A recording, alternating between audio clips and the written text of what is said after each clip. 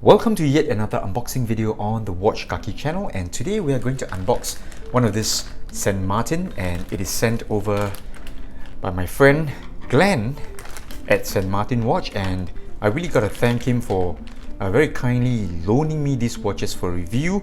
And I also like to give a special mention to these guys, DHL. This package here was sent on Monday from Hong Kong and it arrived at my doorstep on Thursday morning. How about that for incredible delivery speed? Just fantastic service from these guys here. So let's just cut open the plastic envelope and then I'm going to reveal what's inside the package here.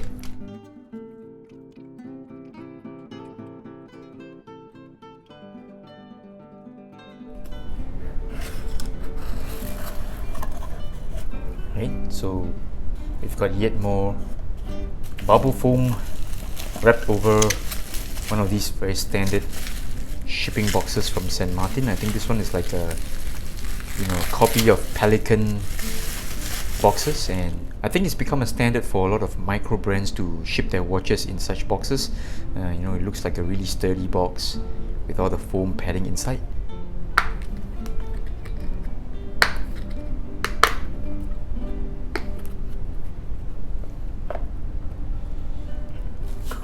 Yet more bubble foam over here. I'm just going to take some time to cut open the foam here.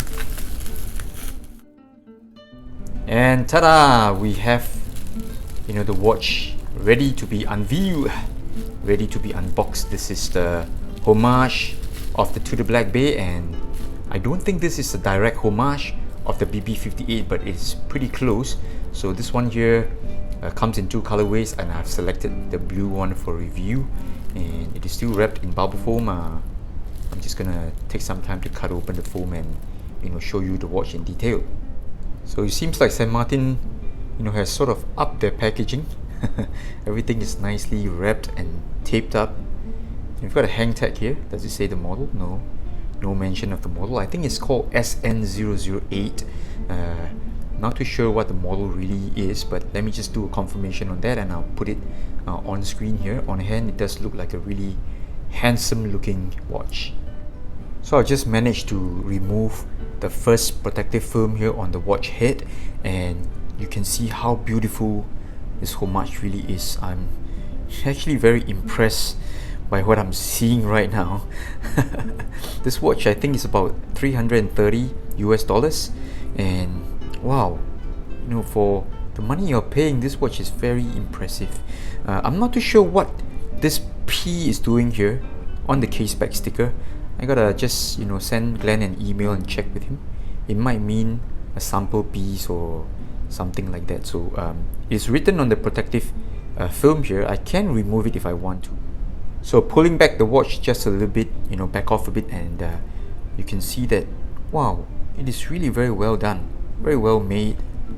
Brushing is nice, and it's got a really nicely done ceramic bezel insert.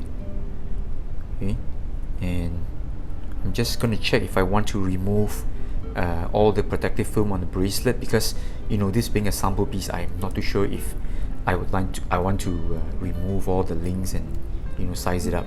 So this is the clasp here, nicely done also, fully milled, and I'm actually a big fan of these easy operation type of clasp. I think it's actually easier to wear, and most of the time they come in a little bit slimmer. So overall here, I say first impressions, I'm just blown away by the quality you're getting from this watch. Alright, so it is a Homage for sure. People are gonna have their views on Homage watches, but I gotta tell you, this, it is not a shoddy job. It's pretty well done. And let's just very quickly do a check on the hand alignment. I hope this one here comes in well and good. So this movement here is called the PT5000. Alright, I think it's a clone of the ETA movement. It's a clone of the ETA 2824, and it does have a go state position. Alright, so I got to pull 2 notches in order to go to hand or time setting mode, and let's just check the alignment. So 12 o'clock is very good. Okay, so the QC for St. Martin these days, I think in the world of Homage and micro brands, I think they are almost unrivaled for the price.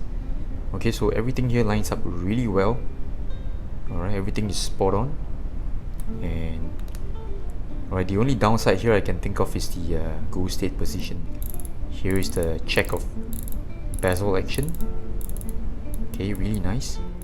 Previously I did review the Willard, and that one here, the bezel action was also very good, but this one here I think has got more finesse in it. Alright, clicks really nicely.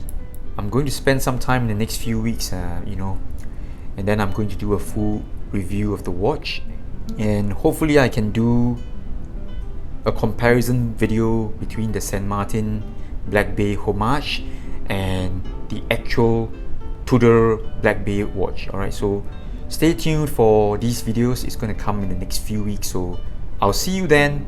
This is the Watch Kaki. Bye bye.